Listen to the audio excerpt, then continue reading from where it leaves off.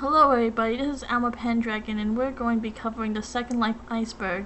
The Iceberg was originally uploaded onto the Second Life forums by Erica Kotar. The first layer containing the information that's most common to players. Last names. In the early days of Second Life, you had to have a last name. Last names were ended in 2010. Any player account made after 2010 had the last name Resident. In 2020, they brought back last names but for a price. OpenSim, also known as Open Simulator, is an open source grid not connected to the main grid of Second Life. This grid doesn't commonly use currency, but some grids on the open source network use currencies. It's a grid where people freely upload things without costing money. You can host your own grid from your computer. Second Life is dying.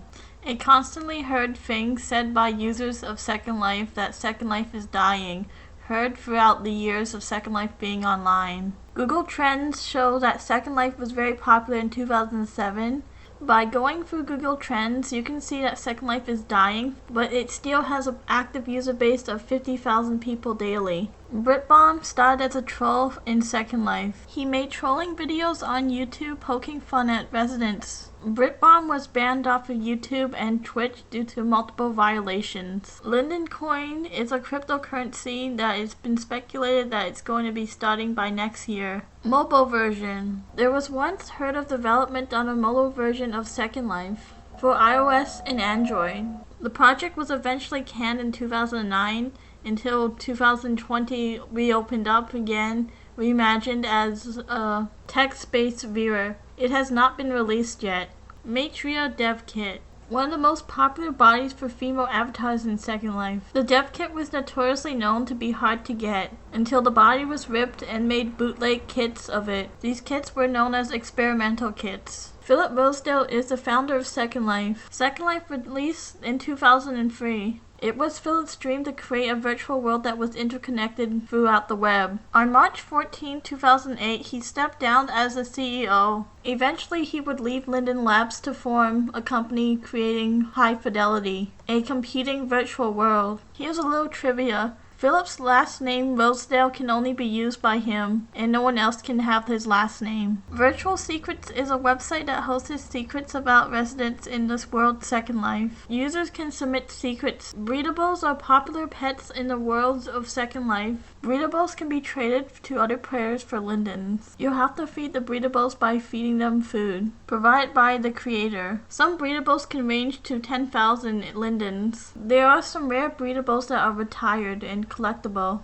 Life 2.0 is a documentary based on the lives of 3 people in Second Life. IP theft. IP thefts run rapidly in Second Life due to the copyright holders not knowing of their copying. Bomb, also known as Based on Mesh, is a system where you can wear system layers on your avatar on their mesh. Ansha Chung was Second Life's first millionaire. She was a real estate mogul. Chung Estates is still active in Second Life and going strong. Bots are scripted agents. Some people misuse bots and use them to gain traffic, and some are to welcome guests and pour champagne. Layer 2. Child avatars. Most people are creeped out by child avatars, mostly because Second Life is known for being an adult game. Child avatars are not played by children but adults role-playing as kids. Copybot. Copybots were first bots copying things from Second Life. That's why they were called copybots. Eventually they became programs that you could copy anything from Second Life. Copybotting is a bannable offense in Second Life. There have been some notorious creators that have been copybotting others but are still on Second Life. Scams. Scams run rampant around the internet, not just on Second Life. Notorious scams are like phishing scams and gift card scams,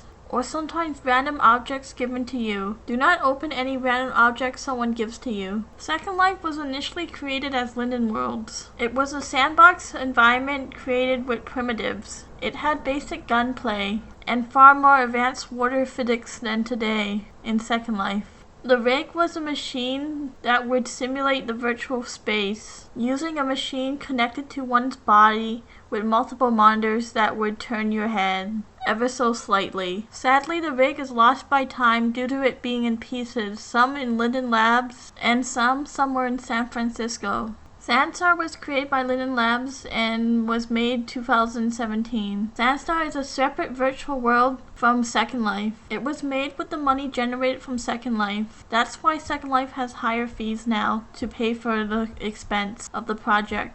Zuby babies were initially Prim babies, but eventually they became Animesh babies. Who attacked Genus? This one is still unknown to today, but the perpetrator filed multiple DMCAs against Genus to take them down. Genus is back up these days. Something Awful Safari. The Something Awful Safari was multiple threads on the Something Awful illustrating their adventures on Second Life and what they have found. It was in the early days of Second Life. The Cornfield.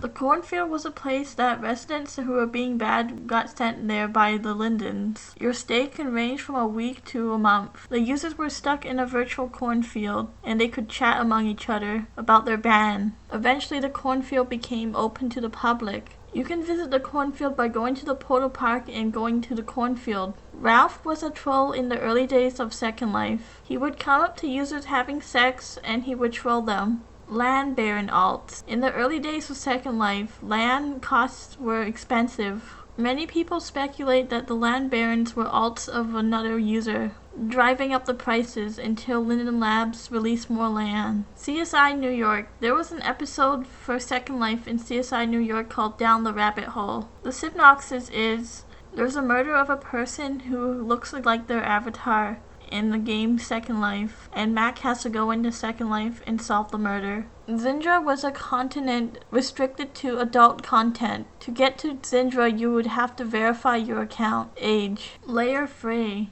Dead user at 400 meters on Fishy Story. Old rumors that on Fishy Story, 400 meters in the sky, you can hear an ex-user who died on microphone steal. Avalon was the second island to exist and the first new region to be put up underneath the first new auction system. Visit Rashford acquired it and it generated a lot of controversy on the forums. He wanted to use it to promote his marketing company's projects. Most residents were outraged due to the capitalism going on in those days. There was a conspiracy with Linden Labs and Visit Rashford when it was found out that he had developer incentives. There was no evidence supporting the theory that anything was going on. Unicorn babies. It's an old rumor that if you bred with the unicorns at Central Stoneworks, you would obtain a unicorn baby. Many people deny ever breeding with the unicorns to obtain a unicorn baby. Fated Inner Core is a conspiracy theory that some users think that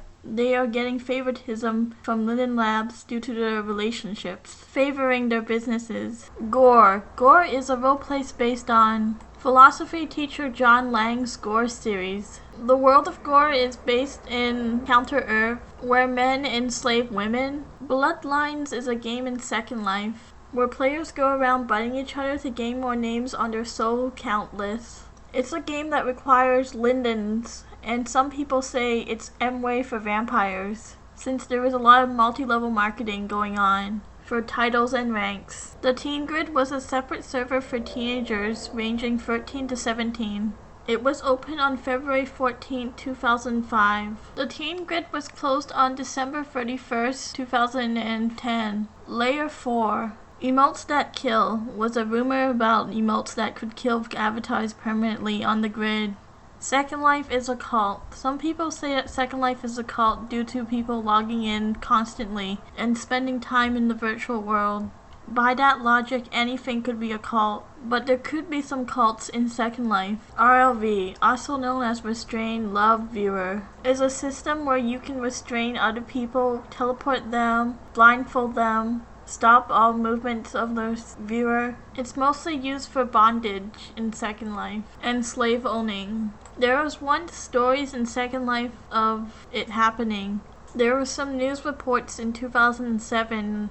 Illegal viewers, such as copybotting viewers, there are illegal viewers on the grid that give you access like God mode, copying items, griefing tools, and much more. Some of these illegal viewers are backdoored, which means they can log into your account. Dark RP. Roleplay that gets extreme, can bleed into the real world, one where avatars are cannibalized or lose limbs, anything you can imagine. Second Life Killer. A 47-year-old man shoots and kills his co-worker that's 22 years old. over a love triangle in Second Life. The 47-year-old posed as the 18-year-old, as well as the female posed as the 18-year-old too, while in the relationship.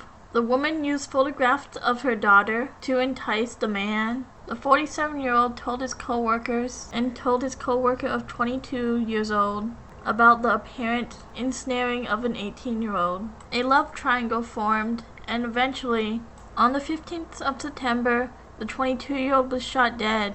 The 47-year-old was charged with second-degree murder. So that was the Second Life Iceberg. Explained. This has been Alma Pendragon signing off.